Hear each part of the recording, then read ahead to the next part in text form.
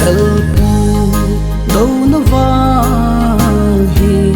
anai go ke dingin kasilong amon mote lanu kadingin lung hingele juntang pa kasilong mong tating lung helpu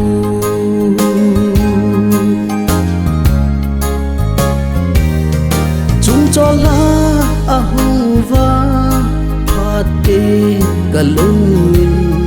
boy nu na somai muding kakine chung chola ahuva phate kalungin boy nu na somai muding kakine va khu bangin hung leng thế hi leng va khu bangin hung leng thế hi leng hung leng ta nghe la nu na koma lung helpu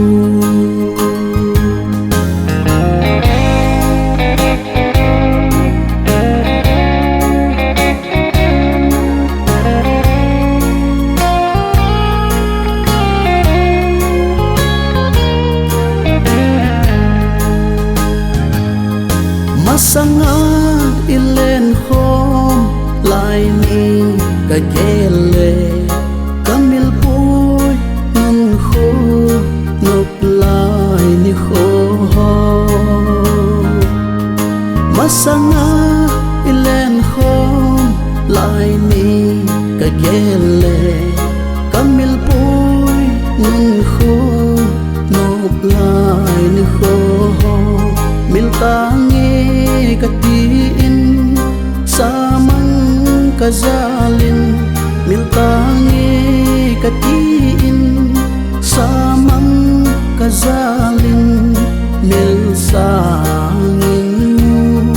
kanon na laize lung helpu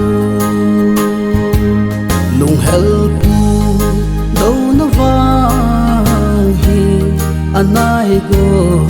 ke dingin kasilong amon mote lanu kadingin lung hingele juntang pa kasilong